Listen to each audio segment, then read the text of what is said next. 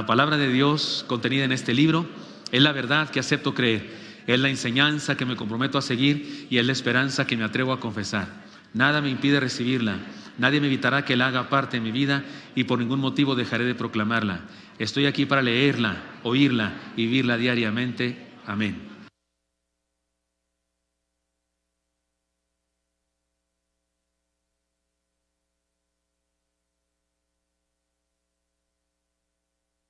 Perdón. Estamos en la letra A de la campaña y hemos completado la palabra pesca, que es nuestra declaración de misión como iglesia. Estamos aquí para proclamar el evangelio, enseñar la palabra, servir al prójimo, convivir en amor y adorar a Dios sobre todas las cosas. Pero en la campaña le hemos agregado una letra, la letra R, para decir pescar, y la letra R es de reproducción. Pero hoy estamos en la A porque toda la semana hemos hablado de eso. Pero vamos al origen del nombre de esta campaña, llamados a pescar. Lean conmigo Mateo 4, 19 al 20. ¿O ya se lo saben de memoria? Lo leemos. Y les dijo: venid en pos de mí y os haré pescadores de hombres. Ellos entonces, dejando al instante las redes, le siguieron. Amén. Y el sermón de hoy se llama llamados a adorar. No podía ser otro nombre, así se han llamado todos los sermones en relación a lo que toca del acróstico, llamados a adorar. Pero yo le he puesto un segundo nombre. Es la adoración, una experiencia que transforma. Ya dijimos que durante toda la semana se nos ha hablado de eso y se nos ha enseñado que la adoración no es una actividad durante el culto. Cometen un grave error. He dicho esto muchas veces, pero creo que debo volverlo a decir porque es importante.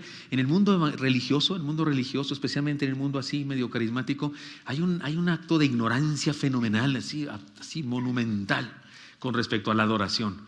Una ignorancia bárbara, como ahí lo que importa son las emociones y la ofrenda y esas cosas. A algunos les importa un comino incluso enseñar la Biblia tal como es, pero algunos cometen un grave error. Por ejemplo, los directores de alabanza en ocasiones en algunos congresos y esas cosas, estamos cantando cantos ruidosos, cantos rítmicos, como el que le dicen los jóvenes los carros de Faraón, que así no se llama el cántico de Moisés, pero ese, ¿no? ¿Quién? Como hasta baila uno, ¿no? Sin querer. Le pasa en la iglesia lo que les pasa a los que van a Chalma, dicen, que bailan hasta sin querer, porque está rítmico, ¿no? ¿Quién? Como ojo baila. No, pues hay gente que danza y esas cosas, y es un canto así y dicen que es de alabanza, y luego de repente dice el ignorante: ahora vamos a entrar a la adoración. Y dice: pues ¿dónde andábamos? O sea, yo nunca me salí de la adoración, o sea, ¿de qué hablas? Y se refiere que vamos a cantar cantos lentos. O sea, que reducen la adoración, que es un asunto eterno de nuestra vida diaria, donde quiera que estemos, lo reducen al templo. Lo reducen al culto, lo reducen a la música y todavía lo reducen a un tipo de música, porque esta es alabanza y esta es adoración. Hermanos, eso es una falacia, eso es un acto de ignorancia, eso es mentira. La Biblia no habla de eso cuando habla de la adoración. La adoración no es una actividad, ni mucho menos una música quieta, que es eso. Adoramos todo el tiempo, hagamos lo que hagamos, si es que adoramos. La palabra adoración es una palabra que significa algo. Déjeme, le ayudo traduciéndola en otros idiomas. ¿Sabe cómo se dice adoración en latín? Latría. Latría. ¿No le suena idolatría? ¿Qué es la idolatría? Adorar ídolos. ¿Pero qué significa? Tanto adoración como latría significan postrarse. Pero postrarse en serio, no hincarse solamente. Postrarse, tumbarse al suelo, el rostro a tierra. La palabra correcta en castellano sería la palabra genuflexión. Pero usted no dice: seamos genuflexiadores, no funciona. Pero genuflexión es la palabra, y si usted analiza etimológicamente la palabra, es postrarse, agarrar el cuerpo, púncatelas. Ahora, si eso es adoración, entonces sospecho que la mayoría de nosotros no nos la pasamos adorando. Yo los veo muy sentados a todos ustedes. Ninguno está genuflexionado, pero posiblemente sí son adoradores y sí están adorando ahora, porque adoración, aunque significa postrarse, espiritualmente hablando, teológicamente hablando, significa someterse. Yo digo esa definición siempre. Me parece tan sencillo encontrarla en la Biblia, en todo lo que dice la Biblia.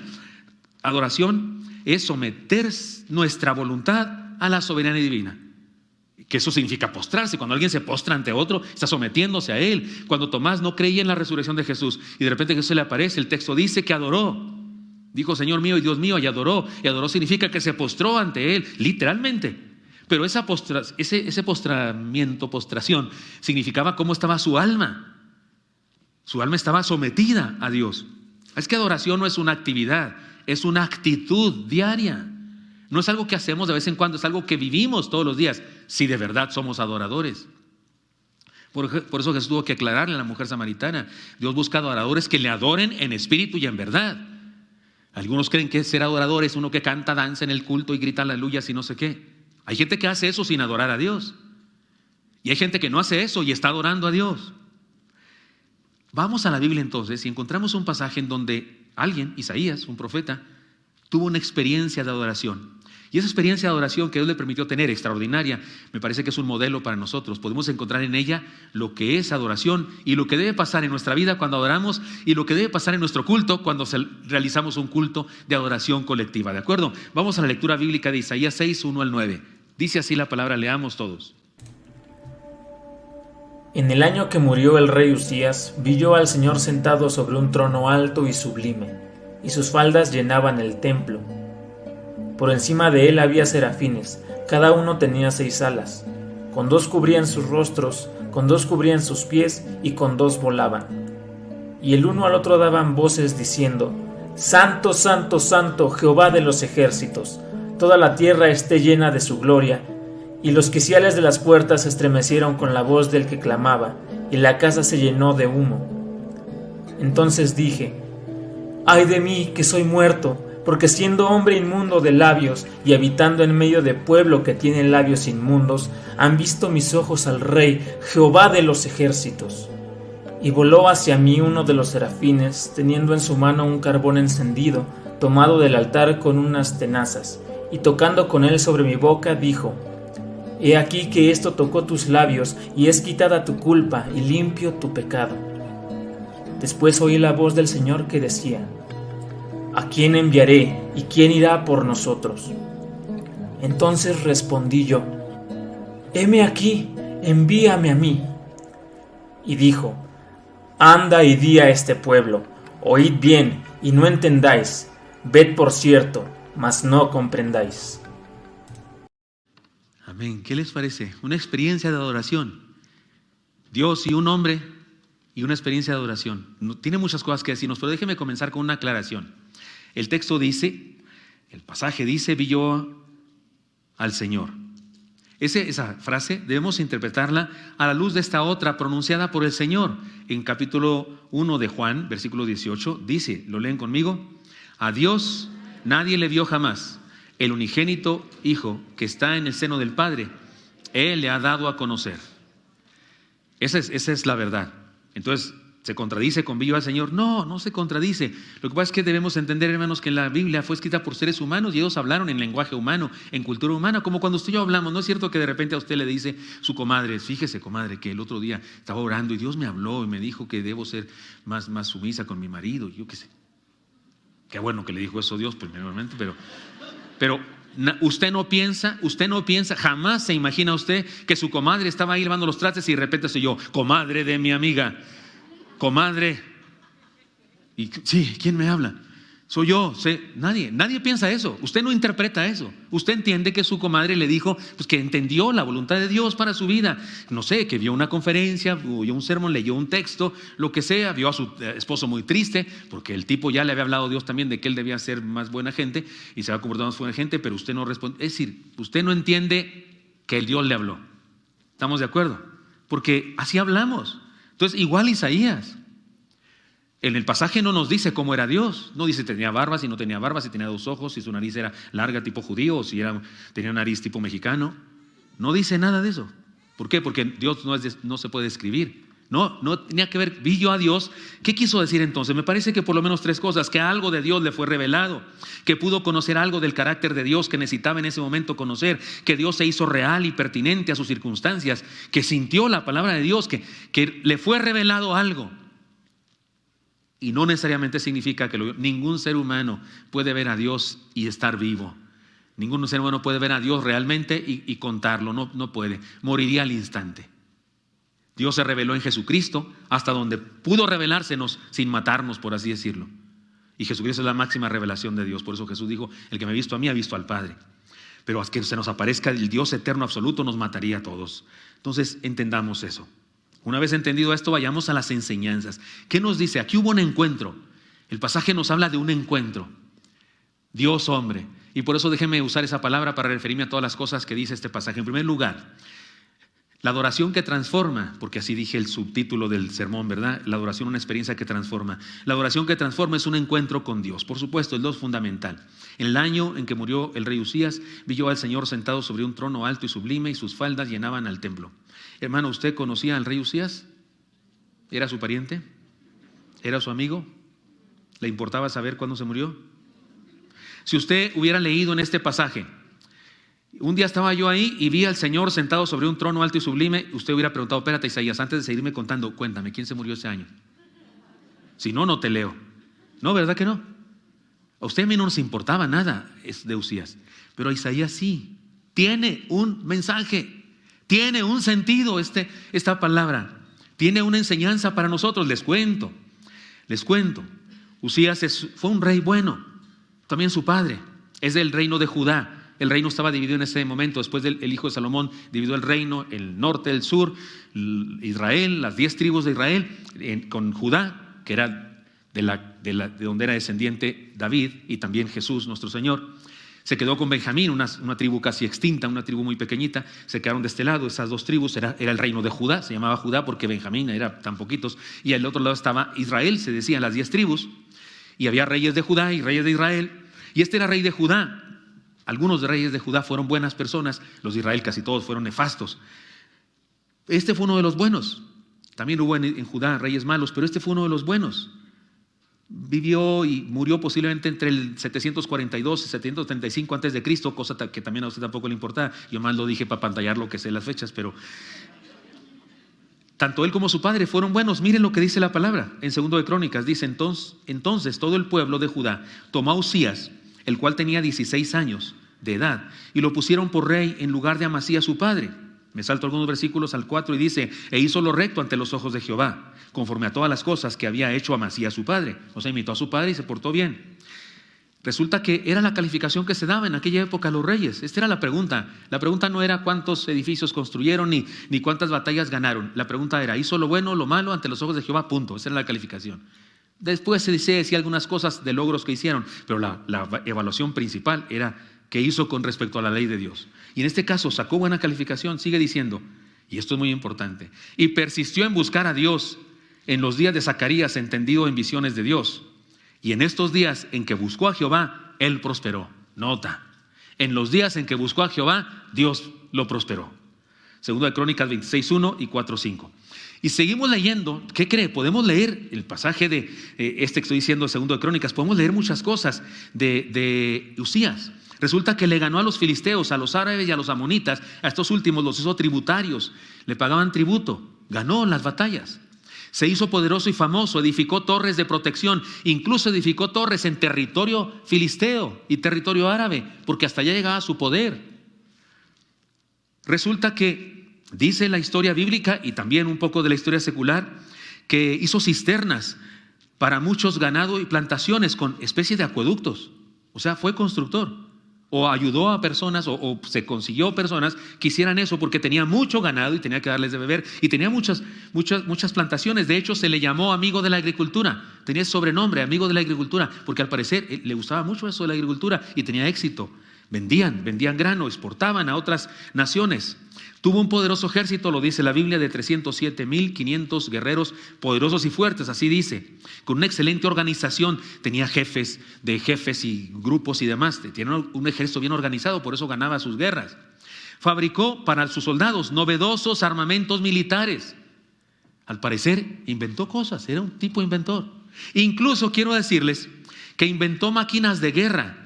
Y la Biblia describe unas máquinas de guerra que dice que podían lanzar piedras muy lejos y también flechas. Y aunque no dice la palabra, son catapultas. Y es la primera mención de máquinas de este tipo en toda la historia de la humanidad. Algunos dicen que las catapultas las inventaron en Siria, pero resulta que no hay ningún documento anterior a que diga que hayan hecho tal cosa. La Biblia, eso que dice de Usías, es el primer documento, la primera señal historiográfica que existe acerca de estos artefactos que ahora los llamamos las catapultas. O sea que este tipo tuvo éxito mientras sirvió a Jehová. Definitivamente fue un monarca próspero y poderoso. Pero esta profecía de Isaías, en donde nos cuenta su experiencia de adoración, nos cuenta que ese rey admirado hizo rico a su nación. Cuando un rey se enriquecían sus súbditos. Había ganado, había riqueza de cuestión de agricultura. Y resulta que lo amaban y estaban contentos con él como rey. Pero el texto comienza diciendo que el rey Uzías murió. El año en que murió el rey Uzías. Pero lo que sigue después de eso inmediatamente es esto: vi yo al Señor sentado sobre un trono alto y sublime, y sus faldas llenaban el templo. Es decir, que pase lo que pase en el mundo, nosotros seguimos teniendo rey. ¿Puede ver usted el mensaje, hermano, implícito en esta palabra? A usted y a mí tal vez no nos importaba saber que se murió Uzías, no nos importaba eso, no lo conocíamos, no sabíamos nada. Yo les tuve que leer otro libro de la Biblia, no leí Isaías 6, me fui a otro texto de la Biblia en Crónicas donde se habla de los reyes para decir lo que pasó con el rey Uzías. Pero resulta que los que recibieron la profecía de Isaías, aunque no podían leer Crónicas porque todavía no estaba escrito, sí sabían lo de Uzías. Para ellos era noticia, como para usted y para mí sabemos quién es el presidente de la República. Y lo que le pasa o no le pasa, supimos que se enfermó de COVID y demás al instante que se enfermó, ¿no es cierto? Los habitantes de aquella nación sabían lo que estaba pasando y por eso el mensaje de Isaías es tremendo. Sí es cierto, se murió nuestro rey y era bueno, pero yo vi a Dios sentado en el trono, Él no se ha muerto. Él sigue reinando el universo. De eso se trata este pasaje. Es decir, que pase lo que pase en el mundo, nosotros seguimos teniendo rey. Con pandemia o sin pandemia. Con economía en progreso, con economía en recesión, con enfermedades o sin enfermedades, con éxito o con fracasos en nuestras actividades empresariales. Dios está ahí todavía. Yo lo vi, dice Isaías. Así es que nos lleva a estas enseñanzas. La adoración es el encuentro con el glorioso Rey eterno que sigue sentado en el trono. Independientemente de lo que estemos viviendo como familia, como iglesia, como pueblo, como humanidad, cuando adoramos, nos encontramos con nuestro todopoderoso Rey, recobramos el ánimo y la esperanza, porque su reino es firme y su poder invencible. Y esto puede pasar cuando estamos a solas, pero imagínense que también cuando estamos cuando venimos al culto, cuando venimos de haber tenido una semana de trabajo triste, con poco éxito, pocas ventas, o tal vez una época en la que algo falló y el jefe se enojó y nos regañó, incluso a los que no teníamos la culpa. Y la vida nos maltrató, y me refiero a la vida, aunque a algunos los maltrata a su vida, aquello de mi vida.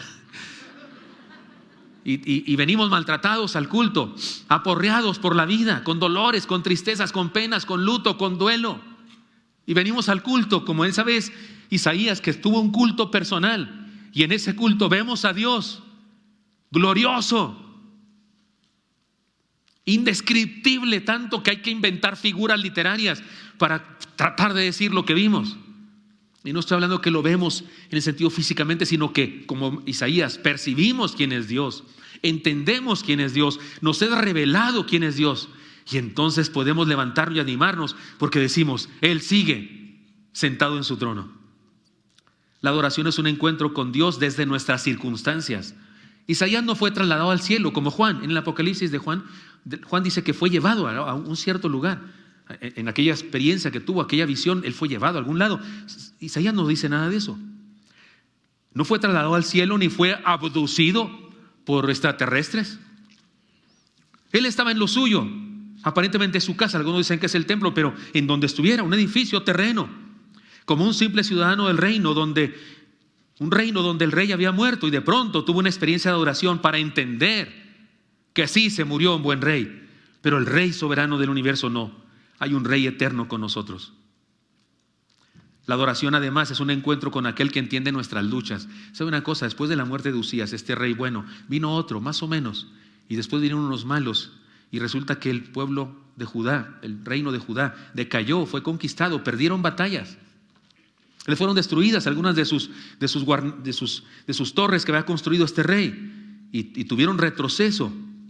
Y eso iba a comenzar pronto. Y me parece que Dios quería que el pueblo estuviera preparado y que supieran que a pesar de lo que pasara lo que pasara, Él seguía siendo el rey.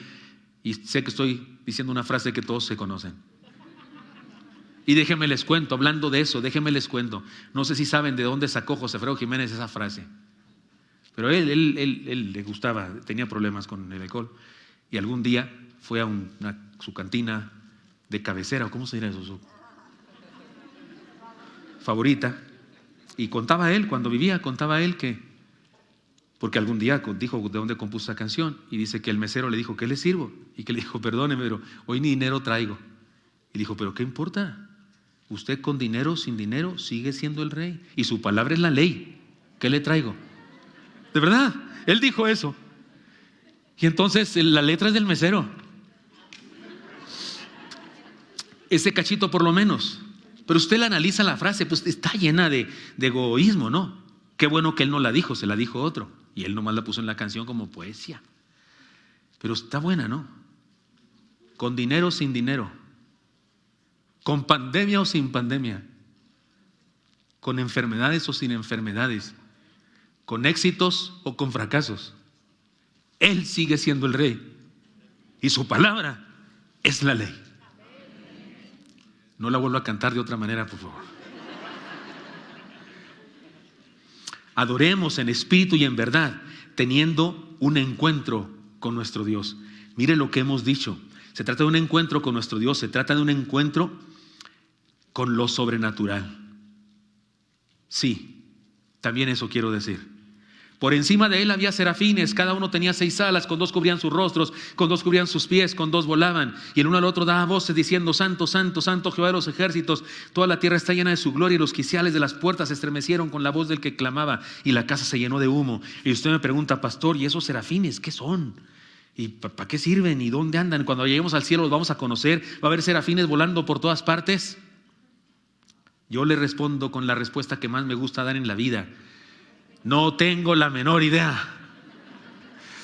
Ya se la saben, no tengo la menor idea. No sé, no me imagino el cielo lleno de serafines por ahí volando y no sé qué. La palabra hebrea es una palabra muy curiosa, significa serpientes de fuego. Se parece más a dragones que a ángeles. La palabra tiene que ver con fuego y tiene que ver con serpientes. Se parece mucho a las palabras que usaban los egipcios para representar a algunos de sus dioses o espíritus. ¿Sabe qué? No creo que tengamos que interpretar cada cosita de esta visión de Isaías. No, el lenguaje apocalíptico, en el lenguaje apocalíptico hace mal el intérprete de la Biblia en querer interpretar cada cuerno y cada peca de la bestia y cada cosita. No, es un cuadro plástico que quiere darnos una impresión para ayudarnos a entender algo. No creo que Isaías ni Dios quiera decirnos algo acerca de los serafines. Hay gente que se vuelve loca con eso y empiezan a inventar. Hay por ahí un libro que habla de los ángeles y marca ¿cómo se llama? Su jerarquía, que hay querubines, serafines, ángeles, arcángeles. A mí mi esposa me dice mi querubín. Estoy bromeando, no me dice así, pero hay quien le dice así a su esposo, ¿no? Mi querubín. No, yo no creo que Dios quiera que sepamos eso, no tiene ningún interés. No es que no sepa, cuando digo no tengo la menor idea, no es porque sea ignorante, bueno sí soy, pero no ese es el punto es que no quiero saber, porque no creo que Dios quiera que yo sepa, ni siquiera creo que haya respuesta a esas cosas. Me parece que lo que quiere enseñarnos es algo global. ¿Qué nos quiere enseñar? Yo pensaría estas cosas: la absoluta santidad de Dios. Esos serafines tienen 6 alas, con dos se tapaban el rostro, porque a lo mejor no podían ver a Dios por su santidad, dicen los teólogos. Los pies, porque en los pies se pisa y entonces hay suciedad. Y los otros pues volaban, porque si no pues azotaban, o sea, necesitaban unos para volar, ¿verdad? No voto a favor de ningún intérprete que habla de eso y que las alas y lo que significa. Me parece que de lo que quieren exaltar es la santidad absoluta de Dios, su grandeza y poder, su soberanía que se muestra en toda la tierra. Es más, creo que está implícito la imposibilidad de describir a Dios y su grandeza. Y es tan imposible describirlo que uno tiene que inventar cosas para hablar de grandeza, de belleza o de lo que sea, porque no lo podemos describir. El texto no dice, insisto, si tenía barba o no tenía barba. Dios, si era nariz aguileña o chata. Porque ¿cómo era Dios? Los que estamos inmersos en esta cultura occidental y pensamos que son más guapos los güeros y los de nariz aguileña y delgada y no sé qué, que los morenos y de nariz chata como nuestra raza. pues tenemos chuecas nuestros gustos estéticos, porque no tiene nada que ver. Dios nos hizo a todos, somos bellísimos. Más voltea a ver al de al lado, vea qué guapísimo. O sea, la hermana esa, qué chulada de chamaca. Y si alguien dice que no, tenga cuidado, porque Dios la hizo.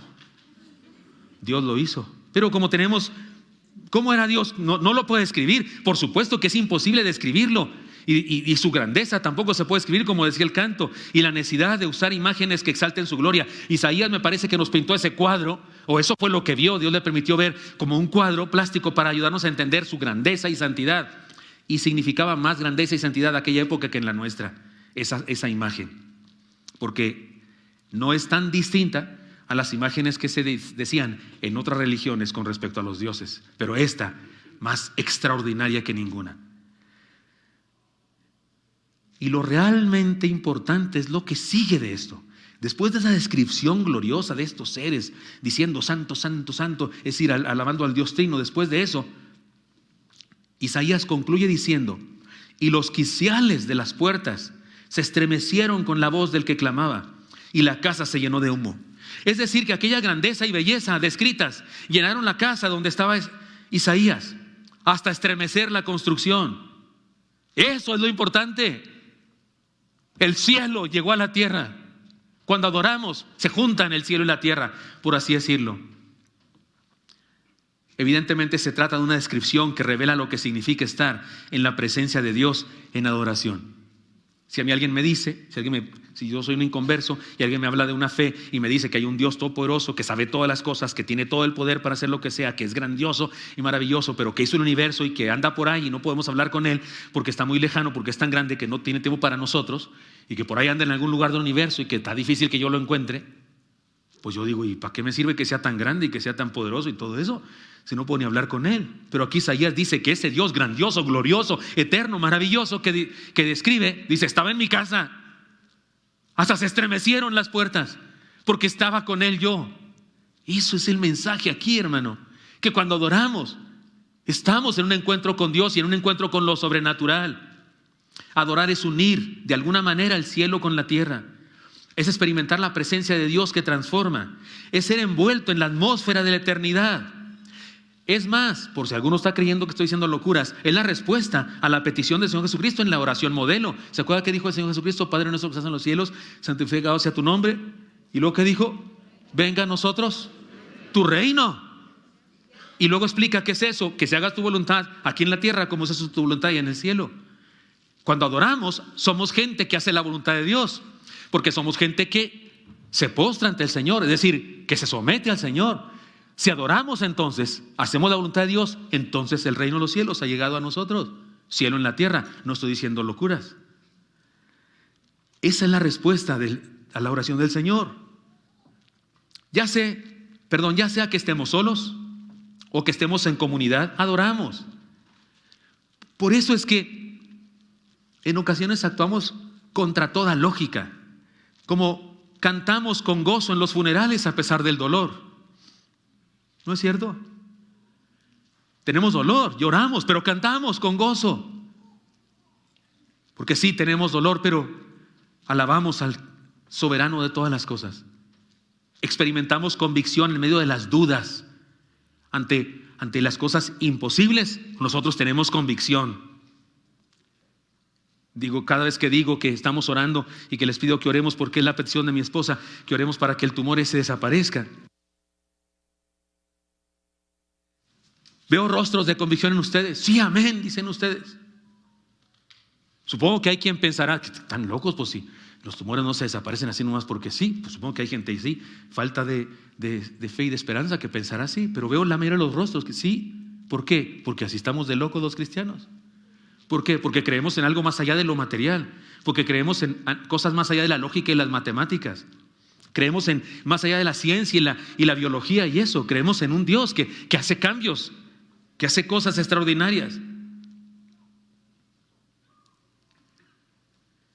Consagramos nuestros diezmos con la confianza de que tendremos sobreabundancia por la gracia de Dios, y entendemos que quedarnos con el 90% nos rinde más y nos es más útil que cuando nos quedamos con el 100%.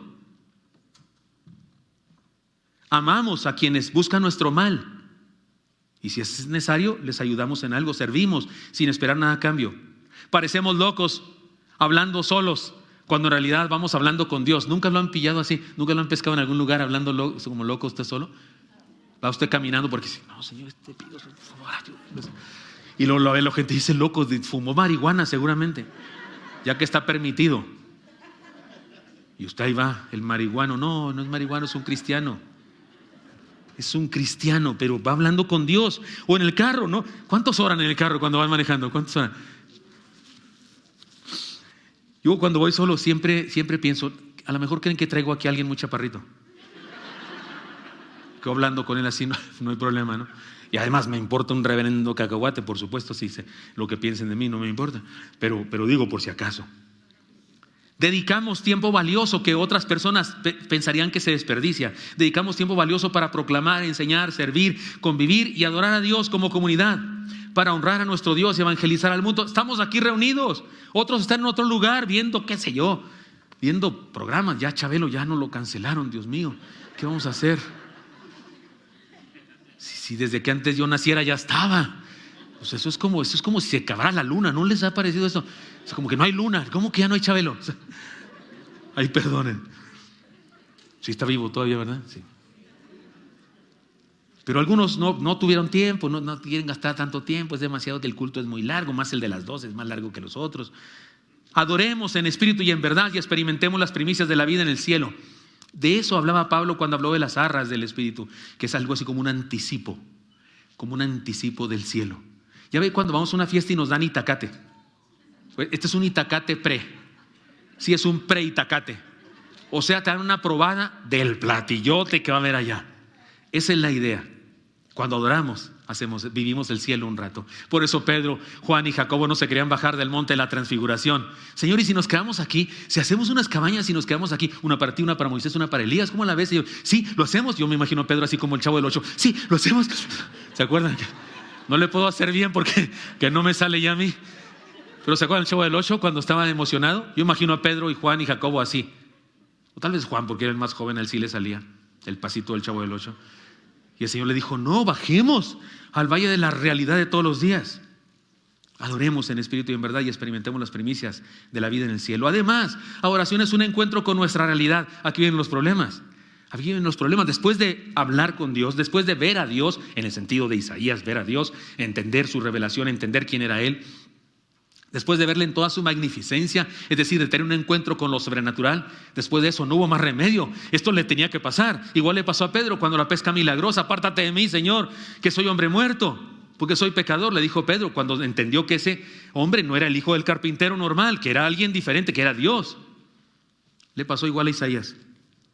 ¿Qué dijo Isaías después de esta visión? Ay, entonces dije, ay de mí, que soy muerto, porque siendo hombre inmundo de labios y habitando en medio de un pueblo que tiene labios inmundos, han visto mis ojos al Rey, Jehová de los ejércitos. Es lo normal que pasa en un culto de oración y en una experiencia personal de adoración. Cuando sabemos quién es Dios, porque se nos revela, entonces me siento desnudo. Señor, ¿cómo estoy hablando contigo, siendo quien soy? Y nos quebrantamos y reconocemos nuestro pecado. Tengo un dato histórico. Porque Isaías no escribió en un vacío, él escribió a personas que tenían noticias en su mente, personas que conocían cosas. Usted y yo tenemos que ir a otro libro para entenderlo, déjeme ayudarle a hacer eso. He aquí otro dato histórico. Leamos. Dice de Usías, este buen rey, que mientras siguió a Jehová, prosperó. Pero mira lo que dice cuando ya era grande. Mas cuando ya era fuerte, su corazón se enalteció para su ruina, porque se rebeló contra Jehová su Dios, entrando en el templo de Jehová para quemar incienso en el altar del incienso. ¿Sabe usted que al templo ordenado por Dios, que era el tabernáculo pero ahora fijo, construido por Salomón, los materiales los consiguió David, pero la construcción fue de Salomón? ¿Sabe usted que ese templo era una construcción, digamos una construcción, ¿cómo se dice? No era cuadrado, sino, ¿cómo se llama ese más largo que un cuadrado? Rectángulo, dividido en dos. Lugar santo, lugar santísimo. No sé si sabe, pero ahí no se entraba. La gente normal no entraba ahí. Cuando decían en la Biblia, en el Nuevo Testamento, que fueron al templo, se refiere alrededor del templo que había atrios, pero adentro del templo no entraban más que los sacerdotes. Y al cierto lugar, el lugar santísimo, solo un sacerdote al año, el sumo sacerdote. Pero este era rey, no era él no era levita, no era sacerdote, no era de la tribu de Leví, era de la tribu de Judá. Pero se ensoberbeció por su éxito y quiso hacerla de sacerdote.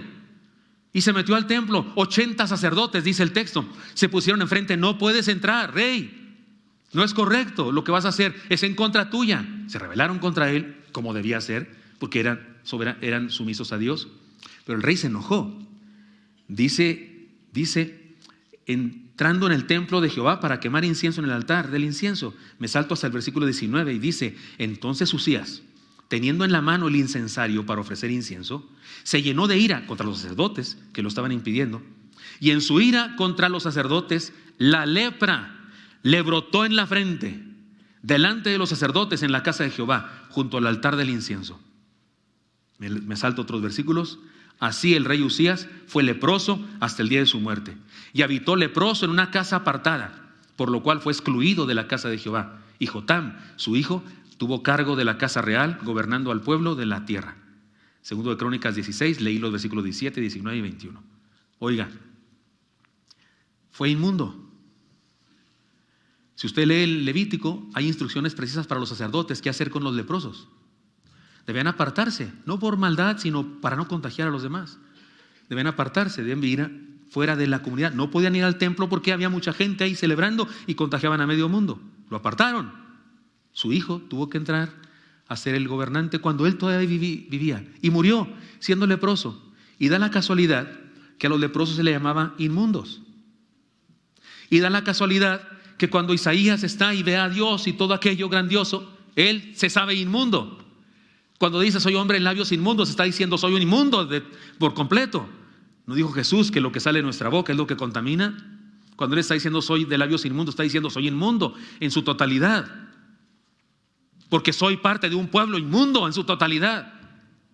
Todos los ciudadanos de aquel pueblo de Judá entendían el mensaje, entendían perfectamente. Este buen rey nuestro, lo seguían amando. Este buen rey nuestro la regó y se hizo inmundo, porque no puedes hacer eso. Creo que hay un mensaje muy claro, hermanos míos.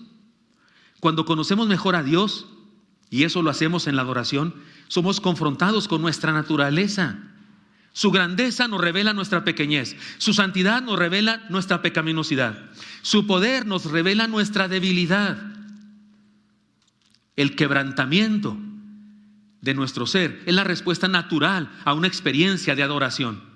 Si de veras adoramos en un culto o en un devocional personal, nos quebrantamos ante Dios, porque no puede ser que hablo con Dios, el soberano, el creador de todas las cosas.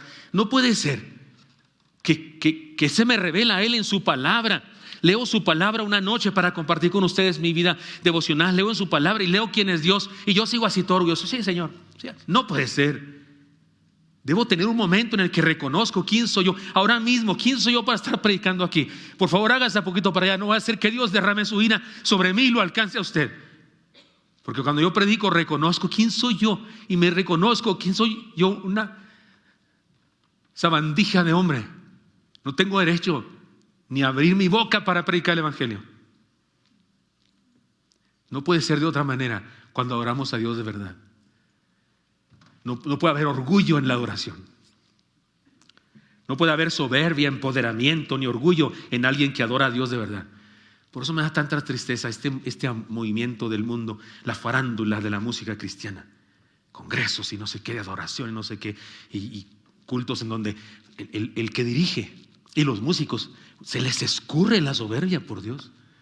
Si se siente, huele a ego, a egocentrismo. Yo bendigo a Dios por nuestros músicos. Si veo en ellos humildad y adoración sincera. Y si de repente en alguno de nuestros músicos y directores de alabanza vemos otra cosa, lo exhortaremos. Tenga por seguro, lo exhortaremos. Ya lo hemos hecho. Si usted extraña a algunos que en otros años cantaban aquí, ya no cantan, pues puede imaginarse las razones. Si hemos hablado con personas, no puede ser. Adorar es adorar. Y cuando adoramos nos quebrantamos ante el Todopoderoso. Adoremos en espíritu y en verdad, y que se nos note en humildad. Pero qué bueno que ahí no se quedó Isaías. Qué bueno que yo no me quedé en lo de sabandija. Porque dice el pasaje que también la adoración es un encuentro con la gracia restauradora. Y voló hacia mí uno de los serafines, teniendo en su mano un carbón encendido. Sabíamos que tenían alas, pero ahora tienen manos. Ahí la llevamos, ya vamos conociéndolos. Tomado del altar con unas tenazas, y tocando con él sobre mi boca, dijo: he aquí, esto tocó tus labios y es quitada tu culpa. Altar, fuego, un altar con incienso. Es inevitable pensar en Uzías, que quiso ir al templo, entrar al altar, llevar su incienso y rendir culto a Dios, que no le correspondía hacer a él porque no era sacerdote.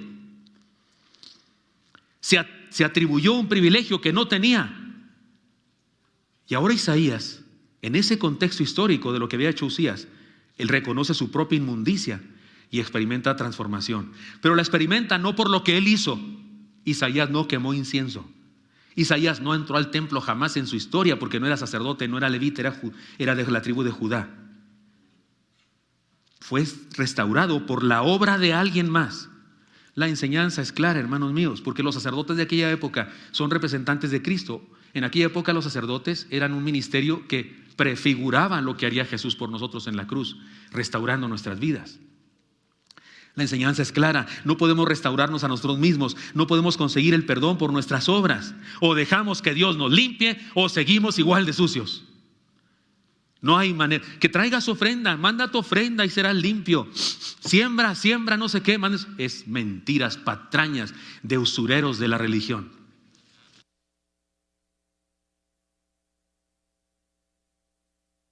Dicen por favor a quien me está llamando que todavía no acabó el sermón. Que me espere, que haga cita.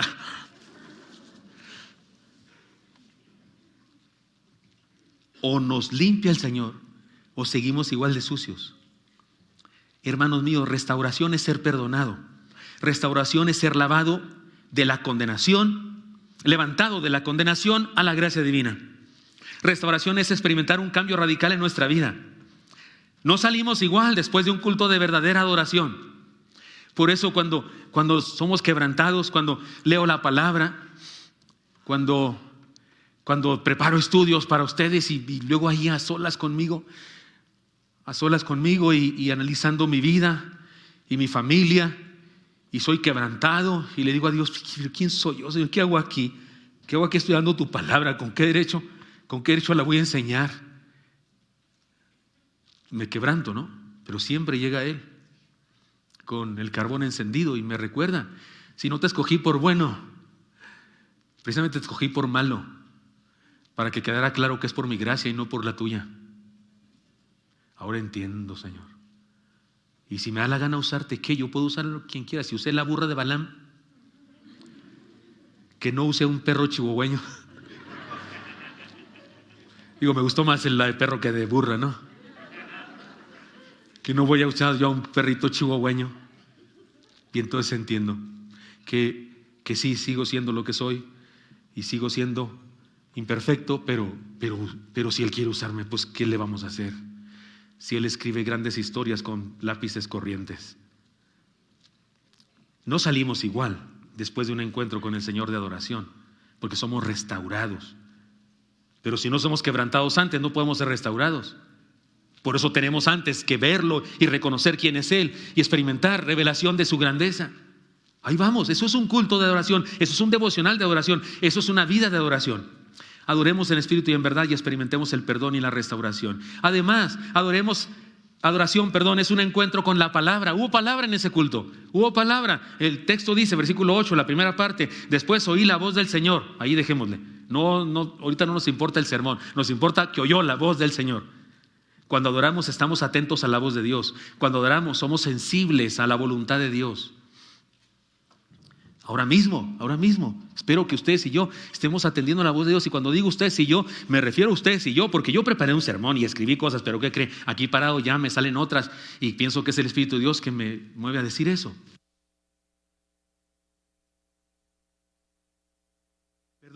Perdón, incluso cosas que no planeé, incluso cosas que no sabía, pero que al leer el texto, de repente aquí mismo, delante de ti, digo: ¡ay, Dios! Eso no lo escribí, pero eso está aquí. Digo, no tardo mucho en pensar eso, pero lo pienso rápido. Y entonces, sí, a todos nos habla Dios. Adoremos en espíritu y en verdad y experimentemos y dejemos que el Espíritu nos guíe y nos convierta. Porque cuando adoramos, tenemos un encuentro con la palabra. Somos sensibles a la voluntad de Dios. Además, adoración es un encuentro con una misión. Ahora sí vamos al sermón. Oí la voz de Dios que decía: ¿a quién enviaré? ¿Y quién irá por nosotros? Entonces respondí yo: heme aquí, envíame a mí. Me encanta eso. Cuando adoramos, somos obedientes a la voluntad de Dios. Cuando adoramos, respondemos a los desafíos del Señor. Cuando adoramos, encontramos una misión. El otro día les conté del hermano Eusebio Cantón. ¿Se acuerdan que les conté del Miyagi de Oaxaca, en Chihuahua? De la familia que me evangelizaron a mí y me enseñaron el discipulado cristiano allá en Chihuahua, que después eran mis ovejas. Yo era el pastor. Hasta la fecha me hablan de usted todos los que quedan de esa familia. Don Eusebio Cantón ya falleció. Pero se acuerdan que les contaba que él se dormía en los cultos. Roncaba. Y yo tenía que decirle: ¿verdad, hermanito Cantón? Y se acuerdan que les he platicado que él se despertaba y decía: sí, pastorcito, porque por ejemplo un día a mí me pasó, y contaba algo que tenía relación directa con el sermón. Y si usted dice eso es imposible, pregúntele a los neurólogos si es posible. Él de alguna manera sí escuchaba. Y no sé cómo, pero escuchaba. Y alguien me preguntó, alguien me dijo después de ese sermón, alguien me dijo: es que sí es cierto, pastor, yo sí me ha pasado eso. ¿Sabe qué es lo peor? Que hay personas que están despiertas. Y si les preguntas: oiga, ¿verdad que sí? ¿Qué digo, pastor? Y están despiertos. También es posible, pregúntale a los neurólogos. También es posible. Sí, hay gente que no está atenta a la palabra del Señor, pero quien adora, sí. Y no solo eso, sino que responde a la palabra. Cuando adoramos somos obedientes a la voluntad de Dios. Cuando adoramos respondemos a los desafíos del Señor. Cuando adoramos encontramos una misión, algo que hacer, algo a que dedicarnos en la iglesia. Adoremos en espíritu y en verdad y cumplamos con la misión de ser pescadores de hombres. Y por último, adoración es un encuentro con el pueblo de Dios. Y le dijo Dios a Isaías: anda y di a este pueblo: oíd bien y no entendáis, ved por cierto, mas no comprendáis. Y yo sé que esa palabra nos hace ruido, y para evitar interferencias, me lo explico brevemente. Oíd bien y no entendáis, ved por cierto, mas no comprendáis. Se parece mucho a lo que le dijo el Señor Jesucristo a sus discípulos cuando contó parábolas, especialmente la del sembrador. Y luego les preguntaron: ¿por qué les hablas por parábolas? Y Jesús dijo: para que oyendo no entiendan y viendo no vean. Y usted dice: ¿qué? No es posible. O sea, tú no enseñas para que tus alumnos no aprendan. Tú enseñas para que tus alumnos aprendan. ¿Por qué Jesús dijo eso? No se espante, no se espante. El lenguaje judío, lenguaje rabínico, y lo que quiere decir es algo absolutamente cierto, correcto, sabio, sensato e inteligente. ¿Qué está diciendo el Señor aquí? Se lo voy a decir con palabras más largas. Ve y predícales. Pero los que no quieren escuchar, no van a escuchar. Por eso quiero que les prediques, para que quede claro que no escucharon y que es su decisión no escuchar. Y no la mía, la de no hablarles. Ve y diles, por cierto, pero son los que tienen los ojos cerrados. Así que ve y díselos para que no vean, pero para que quede claro que no vieron, porque no quisieron oírme ni verme. Esa es la idea. Los que tienen el corazón cerrado lo tienen cerrado. Y mientras más se les predica, ¿qué cree que pasa con su corazón? Más se cierra. Esa es la idea. No es la idea, no es la intención de Dios de que no entiendan, no. Es la intención de Dios que se rebelen los que son rebeldes. Es decir, que se den a conocer, que queden en evidencia los que son rebeldes contra Él. ¿Expliqué claramente? ¿Sí quedó más o menos claro? Muy bien, pues le sigo. Ya con 3 que me entendieron ya va. Ahora bien, la adoración, como ya hemos aprendido, no es solo una cuestión de asistir al culto, cantar, gritar aleluyas. Ya dije que hay quienes hacen eso y no están adorando. Adoración es una actitud que mantenemos toda la vida, donde quiera que estemos. Adoramos a Dios. En todo lo que hacemos, no solo cantando, llorando, haciendo lo que hacemos. Voy en el carro con otra persona, con un creyente también, siervo de Dios, y de pronto en un alto, usted sabe, los niños que limpian los carros, hay de todo, ¿verdad? Hay grandes, hay personas grandes, hay jóvenes, hay niños, algunos se ve que son niños de la calle, algunos se ve que son drogadictos, andan drogados incluso, a risa y risa cuando están limpiando el carro, hay de todo. Yo no sé a usted si le gusta, si no le gusta. Yo cuando no quiero que me hagan eso, pues trato de pescarlos antes de que lleguen y le digo que no, muchas gracias. Hay ocasiones hasta les doy una moneda con tal de que no me limpien. Pero hay algunos bien listos que te agarran desprevenido, ¿no es cierto? Para cuando volteaste ya tienes el carro lleno de jabón. ¿No es cierto? Yo digo, hasta los felicito porque yo vendo porque vendo. Y te empiezan a limpiar y se encaraman arriba de tu carro y ya se puso verde y los de atrás te están recordando fechas memorables y tú no puedes avanzar porque está el chamaco arriba de tu carro. ¿Sabe qué? Nuestra reacción a eso puede o no puede adorar a Dios. En alguna ocasión tuve esa experiencia, yo era copiloto, no era el que estaba manejando, y el chamaco se subió, nos agarró desprevenidos. El hermano prendió el parabrisas, el limpia vidrio, y luego le picó ahí para que saliera agua, hasta se mojó el chamaco. Y luego me dijo, es odio que hagan eso. Yo dije, no estoy en un culto de adoración definitivamente. No estoy en una experiencia de adoración, porque discúlpeme. Puede ser un drogadicto, un marihuano, un drogadicto, un heroinómano, puede ser un ratero, puede ser un rufián de primera. Pero según la Biblia y según yo, es alguien que Dios creó y que Dios ama. Por eso no creo en lo absoluto en los hipercalvinistas que se la pasan diciendo que Dios escogió a unos para salvación y otros para perdición. Y hay uno por ahí que hasta pone cara de enojado siempre. Déjame decirle que si te han dicho que Dios ama a todos. Y él dice que Dios odia a algunos. No creo eso, es una mentira del diablo. Es otro Dios. Hasta estoy escribiendo una conferencia que se llama así, el otro Dios. Porque me parece que los que creen en ese asunto de que unos fueron escogidos para salvación y otros para perdición, me parece que creen en otro Dios. Porque el Dios de la Biblia dice que no hace acepción de personas. Dice que no quiere que ninguno se pierda. ¿Dice eso o no dice la Biblia, hermanos? Entonces ese que dicen ellos que Dios los escogió para perdición, pues me late. Que toman literalistamente aquel texto que dice a Jacob amé y a Esaú aborrecí. Me parece que dicen que por eso Dios odia a algunos. Me parece que están hablando de otro Dios, que no es el en quien yo creo. No es el que nos reveló Jesús. Ese que me está limpiando el vidrio es amado por Dios tanto que vino a la tierra y dio su vida por él. Y cuando yo respeto eso, y cuando yo en vez de ofenderlo y despreciarlo, tengo una actitud correcta. Tal vez no me gusta que me esté ensuciando el toldo, lo que usted quiera. Y tal vez que no me encantó que él limpiara el vidrio porque ni lo limpió del todo. Dejó una raya ahí en medio que es donde está mi cara y yo tengo que ir así. Eso me pasó el otro día, ¿verdad? El otro día le dejó una raya así en medio, entonces yo, pues, ¿cómo le hago? Pero es una persona. Y cuando yo en lugar de enojarme, lo que sea, tal vez le doy una palabra o tal vez sí le doy una moneda. Creo que adoro a Dios. Porque Él ama eso, yo me pongo de acuerdo con Él y amo lo que Él ama. Por eso mi libro, aquel que estoy escribiendo, acerca de la evangelización. ¿Se acuerdan que les dije en el metro de Nueva York que no pude decirle a un señor? De hecho, el libro se va a llamar Metro. Y sorpréndanse, voy a hacer un acróstico con la palabra metro. Mensaje evangelístico, transformador, renovador, oportuno. Metro. Y van a ser mensajes breves de evangelización para que el próximo chamaco que me limpie el vidrio y me lo deje todo sucio, en vez de decir, odio eso, le voy a decir, toma, te regalo esto. Además de la moneda, porque tampoco, toma esa, ¿para qué quiero eso? No, la moneda y el libro. Y a la mesera o el mesero, porque ni modo de quitarle el tiempo. Venga, quiero decir algo. No, la van a regañar, lo van a regañar. Pero ¿qué tal que le dejo mi librito ese? Y voy a mandar a hacer miles para traer 2, 3 aquí en la... Porque donde quiera que andas, adoras a Dios. Hagas lo que hagas, adoras a Dios. Lo decía Gaby, me parece que predicó en Las Mujeres Oreb, decía que lavando los trastes y haciendo lo que hagamos, sí, ¿verdad? Lo que sea que hagamos, sí, así es. No es cuestión de solo el culto, también en el culto adoramos, pero donde quiera que estemos. No olvidemos que Isaías estaba solo,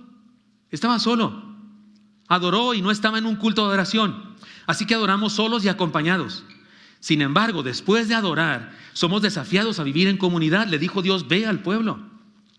El resultado de la experiencia de adoración de Isaías fue ser enviado al pueblo a compartir la palabra. Y fue enviado al pueblo hebreo de los que creían y los que no creían, porque ¿qué creen? No todos creían. Había idólatras entre ellos todavía y había que predicarles a todos. Digamos que después de aquella experiencia se convirtió en un pescador de hombres del Antiguo Testamento. Para terminar, hermanos, les cuento una anécdota. Mi maestro de teología en el seminario, Leobardo Estrada, un mexicano que creció en Estados Unidos, pero fue huérfano algún tiempo, trabajaba haciendo aguas. Él hacía aguas, así, tipo el Chavo del Ocho, que hacía aguas, ¿cómo eran? De limón, que saben a Jamaica, pero parecen de piña o algo así, ¿verdad? Mi maestro Leobardo Estrada, hacía aguas y por eso cuando se convirtió dice que ahora daba el agua de vida eterna. Pero él era muy buen predicador, tanto que la Casa Austral de Publicaciones le pidió que escribiera sus sermones y los publicaron en varios libros. Y un día un amigo de él le pidió que fuera a su iglesia a predicar porque en su iglesia había irreverencia en el culto. La gente estaba tomando refresco, café, galletas. Se oían los que comían galletas porque eran esas tronadoras. Había una señora que cambiaba a su niño ahí en la banca del templo y su niño llorando y el olor que perfumaba a todos alrededor. En lugar de ir al baño a cambiar a su niño, y no entendían, y él les decía y no le hacían caso. Y entonces invitó al hermano Leobardo Estrada, que era un gran predicador en ese momento, muy famoso. Le dijo: por favor, ven y predica y habla sobre la reverencia en el templo. El hermano era, como se predicaba antes, con mucha ceremonia, 3 puntos, debe tener un sermón 3 puntos y al final un poema o un himno declamado. Y siempre se decía, como dijo el himnólogo, y luego decía usted el himno pero declamado: Señor mi Dios, al contemplar los cielos. ¿Saben? Es el cuán grande es él, pero lo dices declamado. Él era de esos predicadores formales, era un éxito en esa época, así se predicaba y así debía predicarse. Y él fue y predicó un sermón que se llamaba, estaba en uno de sus libros, se llamaba 3 hermosos atributos de Dios. Y agarró los ovnis de Dios, que Dios es omnipotente, omnisciente y omnipresente. O sea, los ovnis de Dios. Y predicó. Incluso hizo invitación a consagrar la vida y todo eso, y la gente aceptó, unos aceptaron así. Y cuando acabó el sermón, ya allá en la oficina, el pastor que lo invitó le dijo: oye, estuvo fantástico tu sermón, pero ¿y la reverencia? Yo pensaba que no coman, no traigan galletas, no tomen café, no cambien a su chamaco. No dijiste nada de eso. Y dijo: pero sí hablé de reverencia. Porque si tu congregación entendió que Dios es todopoderoso, que puede hacer todo, que Dios sabe todo y que además está presente, no hombre, pues el próximo domingo van a estar aquí como santos, atentos a todo. Tiene razón mi hermano Leobardo Estrada. ¿Usted cree que solamente evangelizamos cuando damos el evangelio así claramente? Sí está bueno dar el evangelio claramente, sí está bueno que voy a escribir el libro que se llama Metro. Ya se acuerda del acróstico porque a mí se me olvida. Mensaje evangelístico, transformador, renovador, oportuno. Sí está bueno darle a la gente eso, pero ¿qué cree? ¿Qué cree? La gente es evangelizada por todo lo que hacemos. Cuando somos adoradores, en realidad proclamamos, enseñamos, servimos, convivimos, hacemos todo el acróstico.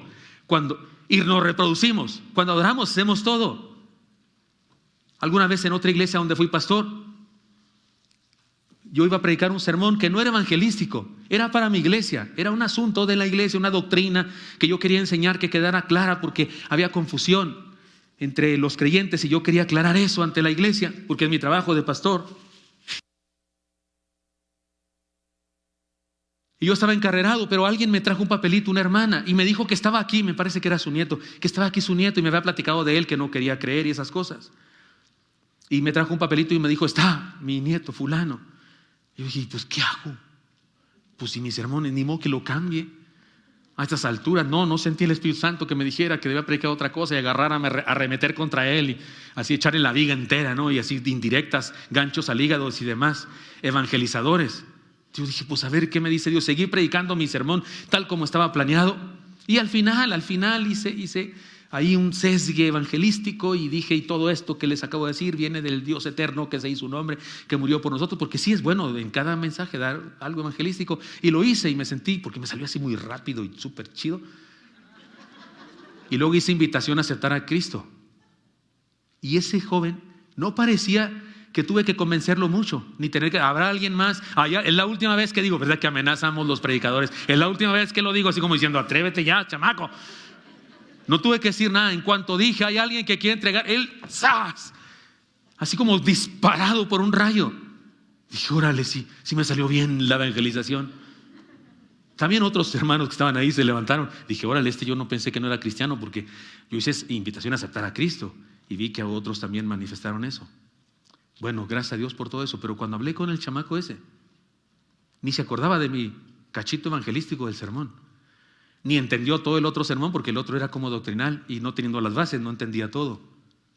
Pero le impactó la música, le impactó la cara de los cantantes, le encantó el ánimo del guitarrista, Le encantó a las hermanas que al principio del culto, porque así era la costumbre en esa iglesia, pasaban al frente y daban su testimonio. Y le encantó la viejita esa que dijo: a pesar de que todo me duele y no me estoy sanando, confío en mi Dios que es maravilloso y está conmigo. Eso le impactó al individuo. Le impactó que la gente estaba callada mientras yo estaba predicando. Hizo alusión a eso, todos en silencio. No se oía nada mientras usted hablaba, todos atentos. Y dice que eso le impresionó. Y que dijo: yo quiero esto que tienen los de aquí. Yo quiero, por eso con esa invitación va, yo quiero eso también. Y la experiencia de adoración hizo que él, como Isaías, vio a Dios. Lo vio en su grandeza.